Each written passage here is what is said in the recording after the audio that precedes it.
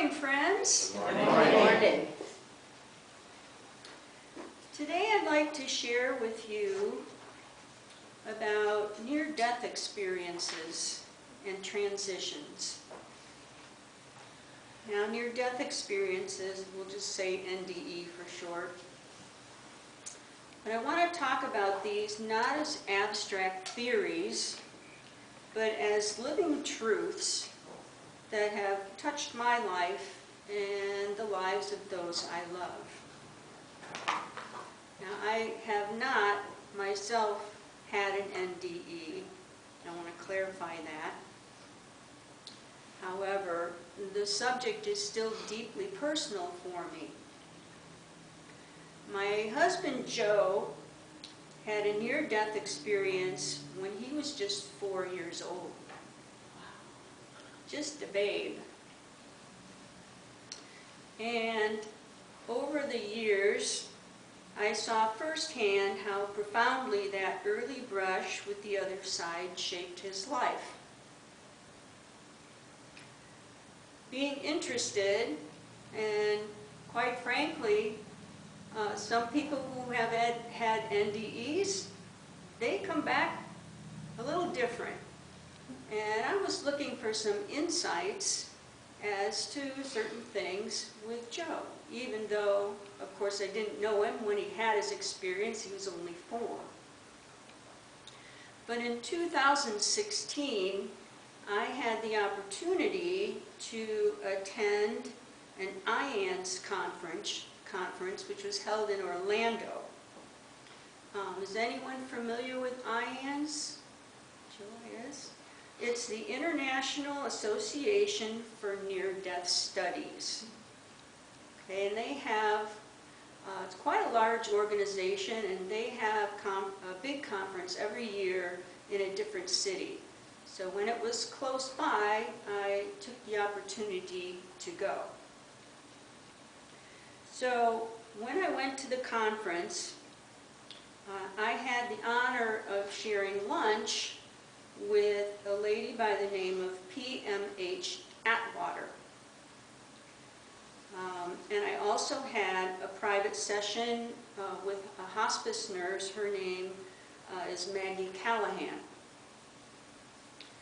And their insights, together with my own experiences, have shown me, of course, that death is not the end.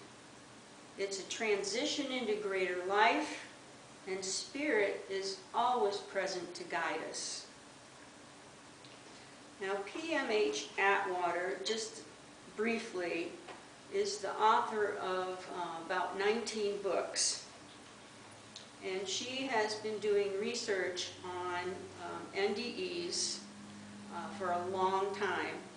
And she herself had 3 in the 1970s, 3 NDEs in a period of 3 months. They are very close together. And when she came back from those experiences, she had a clear mission, and that was to do research into near-death experiences to help people understand what they may have gone through, or their loved ones may have gone through.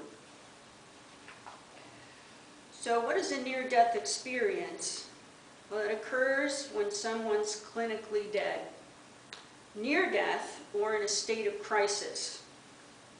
And many describe leaving their body, entering a tunnel, or moving into light, meeting deceased loved ones or spiritual beings, reviewing their lives, and experiencing overwhelming love.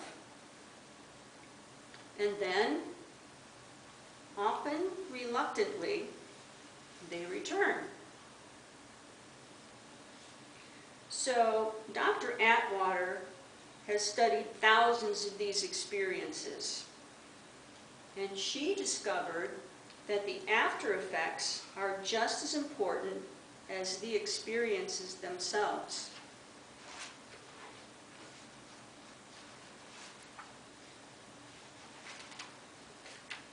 Now, there's quite a few changes for people when they've had this experience.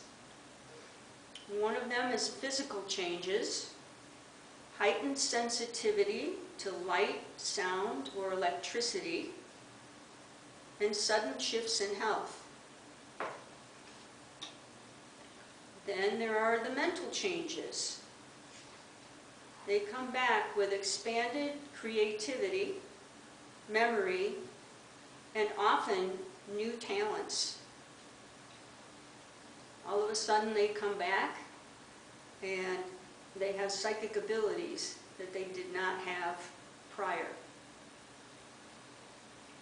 Then there is the emotional changes. With that, fear of death vanishes, and compassion and empathy grow. Then there are the spiritual changes. A deepened sense of connection with the divine and a feeling of mission. And then, of course, with all of that, there are life changes. Changes in relationships, careers, and their values often shift dramatically. And the reason is that when they come back a different person. So Dr. Atwater points out that integrating these changes takes time. For adults, it usually requires 7 to 10 years to fully absorb and integrate an NDE into everyday life.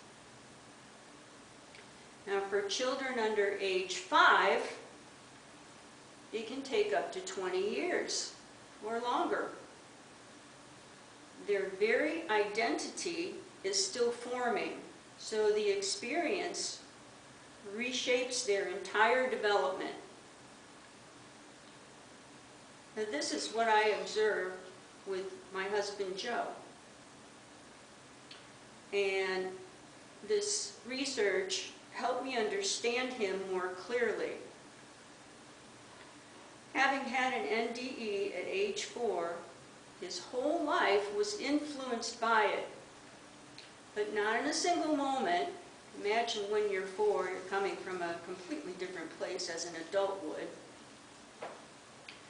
But it turned out to be an unfolding spiritual path for him that has continued for decades. Now, what about when we make our actual transition? Now, when I was at the conference, I had a little private session with Maggie Callahan, who was a hospice nurse for about 20 years and sat by the bedside of many, many, many people. And she then started to travel and lecture about this. And she's written a couple of books also. Final Gifts is one of them, which is a great book. So, in her hospice work, she noticed that the dying often speak in symbolic language. I need to catch the train. Oh, the boat's waiting. I'm packing my bags. And of course, these are examples. Now, doctors, they might dismiss this as confusion, but Callahan teaches us these are messages of transition.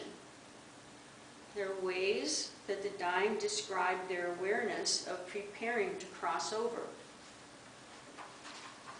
And her advice is simple. If you find that you're in that situation with someone, don't correct, listen. Ask, tell me about the train. By doing so, we validate their reality and we open a sacred space where comfort and peace flow. When I heard her speak in 2016, her words touched me deeply. And at the time, I was a medical assistant, and I had also been doing a little bit of hospice volunteering. I felt a very strong call to hospice nursing, but the schooling required wasn't possible for me at that time. So what I didn't realize was that Spirit heard my call. Be careful what you ask for. In the years that followed, Spirit placed me directly in the role of walking with friends and loved ones as they made their transition. The first was my dear sister Jan, who had been battling breast cancer. In 2019, she was found unresponsive and was resuscitated, but she never again regained her full health. She ended up in a skilled nursing facility, and when it became clear that she was nearing the end, I rushed to Illinois. Now, together with family, we arranged to bring her home from the nursing facility so she could be in her own home, surrounded by more of her beloved family. And she had many family members. With 24-hour care in place, she was able to spend her final week in the comfort of her home. And though she had been through so much, her last days were filled with love and the presence of family. A week after we brought her home, she passed peacefully. Now, on my way back from Jan's celebration of life, I received a phone call from my friend June. Now, June had been in my life for about 15 years, and she was a very good friend. She'd been having health problems for a long time. So, we're in the car on the way home from the airport. I get this phone call that she was in the hospital. And she'd been in the hospital probably the first 6 months of that year 6 times. But it had become clear she lived alone, and she really was no longer able to take care of herself. So after a chat with Joe, and I have to admit with apprehension, I brought her home. So the doctors had given her about 6 months to live. With Joe's and my care, she lived 2 more years. She transitioned in early 2021, and I realized that, though it was hard, it really was one of the most rewarding experiences of my life. She was able to be with us, to be cared for, to be loved, and to not have to worry about anything. She was safe. Well, next came Bob, Jan's husband, and he suffered from COPD. And I had agreed years earlier to be the executor of their estate, not knowing how I was going to do that, because I live in Florida and they live in Illinois. But trust Spirit. So by 2021, he was declining, but I wasn't sure when to go up there, when to go to him.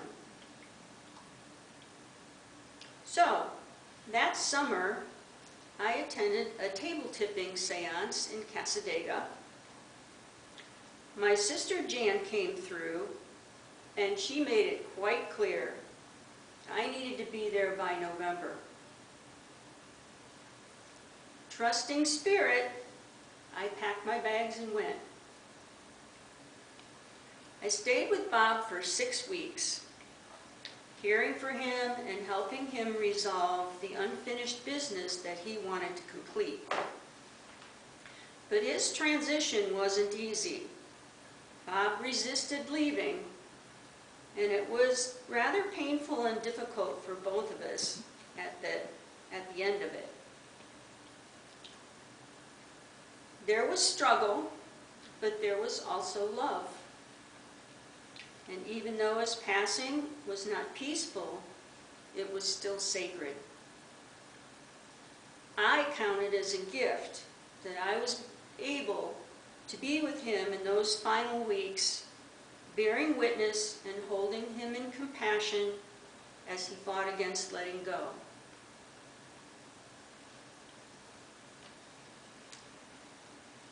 Now in December 2023, getting closer to the present here, Spirit brought me yet another sacred task.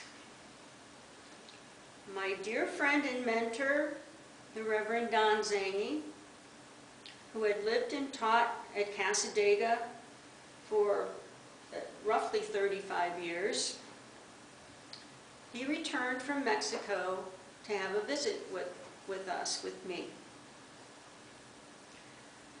He was supposed to stay at my house for 5 weeks and then return to Mexico. But as he was there, it became clear that he really was quite ill. And after a couple of weeks, we ended up having to take him to the ER. So long story short there, he spent 2 weeks in the hospital, and then we were able to get him moved to a facility. He spent 3 weeks in the nursing facility, and then 2, he was gone. Totally unexpected. Now, had he stayed in Mexico, Don would have passed without the support of those who loved him most. He really didn't have much family, and his friends were his family. So instead, Spirit guided him back to us. And just a few days before he made his transition, he looked at me and really in disbelief said, "I came back here to die." His words confirmed for me that Spirit orchestrates even our final passage, ensuring we are where we need to be, with whom we need to be, when the time comes.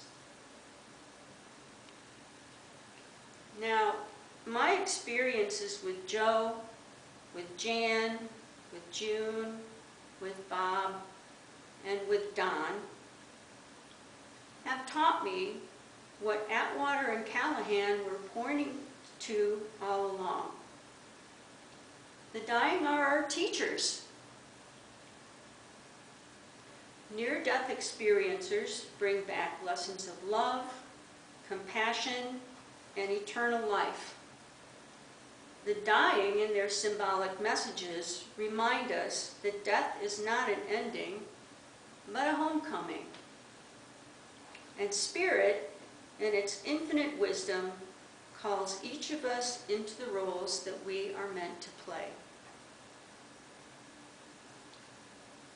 So what can we carry from these teachings and these stories into our own lives? Firstly, if you're in that situation with someone, listen deeply to the experiencers, to the dying, and to Spirit's whispers. Secondly, trust the process. Integration takes years, and transitions unfold in their own sacred timing. Next, live transformed with more compassion, less fear, and a stronger sense of spiritual purpose. And last but not least, carry hope. Because death is not the end. It's a continuation of life in spirit, guided by love.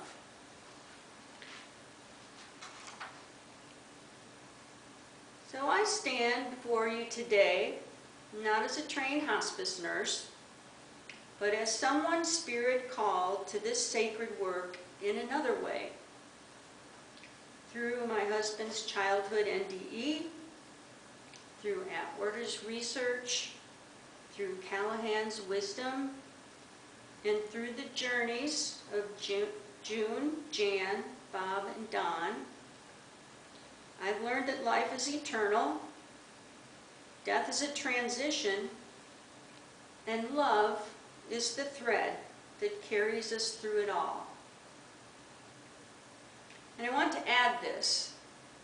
Without what I had already learned, and without what spiritualism had already proved to me, I could not have undertaken these experiences without falling apart. As these were not strangers. They were my beloved family, my cherished friends, my mentor. So it was my faith and the knowledge that life continues that gave me the strength to walk with them through their transitions. So, may we honor these messages. May we live without fear.